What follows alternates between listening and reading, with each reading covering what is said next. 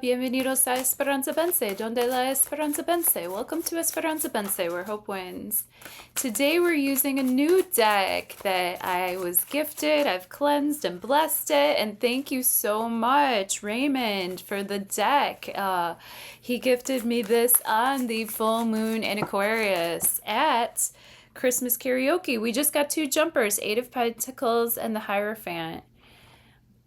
So thank you for fine-tuning your free will and intuition with me. If you would like a personalized reading that's like more than, just general energies, more specific to you and what you might be encountering on your path and working with, then hit the links below. I would love to speak with you real soon. So we've got the Eight of Pentacles. Wow.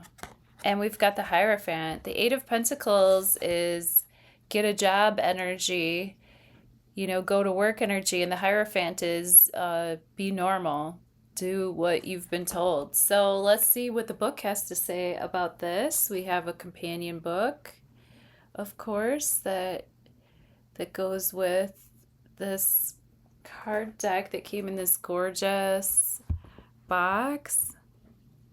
Iconic, huh? Written by Rose Wright, illustrated by Eugene Smith. And then on the inside of the box, when you open it up, there's like a scarab beetle in there. So that's a really beautiful deck. He found it and he gifted it to me, so that's such good luck. Eight of Pentacles.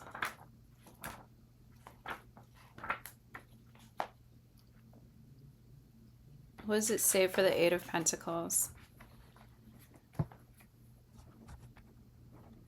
Telltale heart. Like, what is the point of this card? In the story of the magazine writing Peter Snook, Poe begins by asserting that Americans are lesser writers than Europeans. We are lamentably deficient, not only in invention proper, but in that which is, more strictly, art.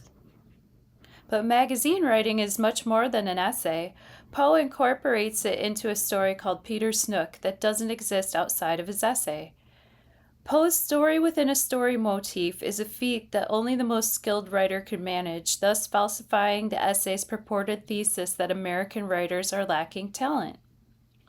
In this image, Edgar Allan Poe writes at his desk as 8 scarab beetles crawl nearby.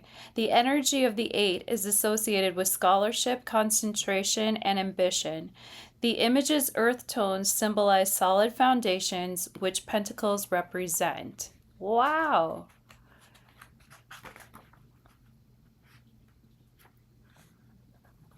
Says you're in transition. You may have switched jobs and are learning new skills, or you're building upon what you know, becoming a master of your craft. Whatever journey you embark upon, make sure you're diligent, focused, committed, and dedicated. Determination breeds success. You're very productive now. If you wish to accomplish a goal, then set your mind to it. You're halfway there. With extra practice, you'll be a master. If life is a game of inches, then you're going the extra mile to make sure that you succeed. With long hours of study and meticulous attention to detail, you're putting in the time needed to edge out the competition. As you burn the midnight oil, don't become so perfectionistic that you can't see the forest for the trees. Nitpicking is a form of procrastination. You'll know when you've reached the level of mastery needed for success. Upright. Apprenticeship, concentration, dedication, skill, determination, repetition, diligence, productivity, ambition, and mastery. So that's what we're dealing with today. Eight of Pentacles came to visit us from the Edgar Allan Poe Tarot. And then we also have the Hierophant. Let's see what that has to say for us today on the 3rd of August, 2026.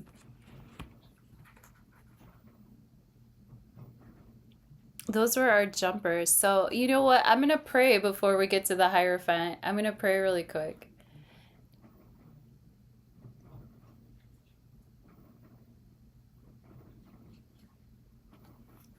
Wow.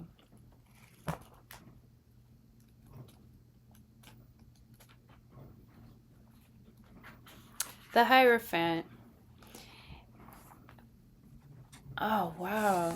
This is so incredible. Thank you so much for the gift.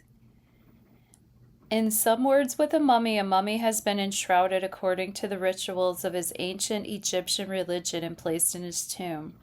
Researchers then got a hold of the body and had a dissection party during which they unraveled the mummy's shroud. The dissection party was interested in conducting a conversation with the mummy, as the pharaohs were believed to become divine after death. In essence, they were considered mediums. Through them, it was possible to access heaven. In this image, a mummy stands next to the sarcophagus in which he was buried. The setting sun and a pyramid are shown on the left. Pluto and a crescent moon are depicted in the upper right. Wow. Wow. Especially since we have Pluto and the moon were really, really close during the time that I was gifted this deck. The axis between left and right represents the channel that connects heaven and earth, conscious and subconscious. The Hierophant. You may be a mentor or teacher in a traditional setting or an informal role such as retail manager or coach. Start a ritual. Commit to a morning routine. Create time and space for daily prayer. Join a team. Seek guidance from a mentor. You could be ready to go back to school. This card calls for rigid structure and dogma. Before you can break the rules, you have to learn them. That's good. Once you understand the basics, you can make more complicated choices, which is what the next major arcana card, the Lovers, is all about. Wow. Upright. Corporations, churches, schools, government, teachers, bosses, religion, tradition, conforming, and status quo. Interesting. So those are the energies that we're working with for today. I'm going to leave it at that. We can think about the Eight of Pentacles, and we can think about the Hierophant. How are we mastering our craft? And how do we learn the structures and boundaries and rules and regulations that we need to know so that we could start making the choices that we want to make in the Lovers card, which comes next? I love you. Thank you so much for fine-tuning your free will and intuition with me.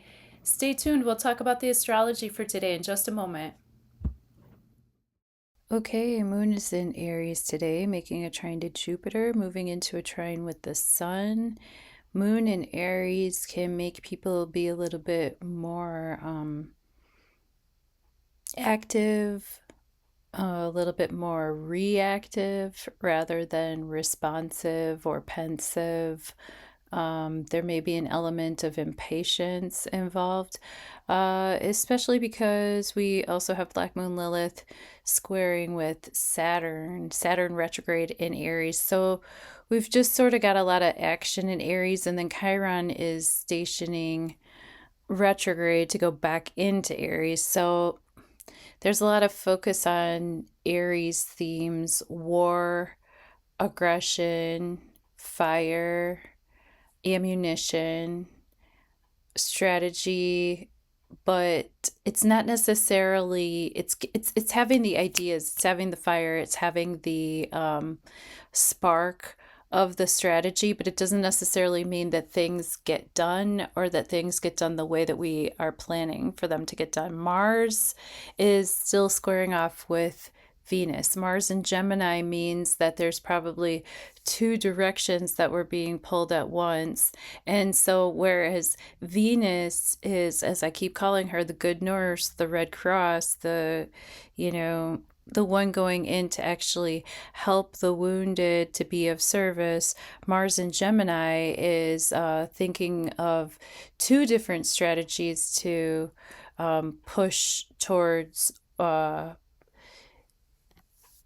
push their agenda, right? Mentally or physically. The air of Gemini, it fuels the fire of Mars. We have Uranus still in this basket formation with Jupiter somewhat, that's loosening up here. The Sun making the trine to the Moon. Well, fire, you can't fight fire with fire, but this is like a harmonious aspect between how we feel and who we are. how we are seen, how we shine, and who we actually are on the inside. There's a real element of sincerity involved, even if the delivery isn't as palatable. With the Aries, with the moon in Aries, the way that we express our feelings could be brash, impatient, a little too much, a little too soon, right? But at least with the sun and Jupiter there in Leo, there's a sincerity and generosity of heart. We have Chiron making a trine to the south node and a sextile to the north node. So again, that's shooting star energy.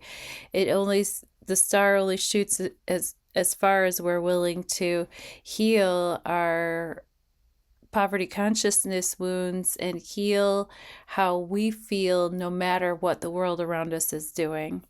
That's what I have for today. Let me know what elements that I could focus on next time, or if I missed something important for today. I'd love to hear from you in the comments, and I hope that you're having a very beautiful moon day. See you soon.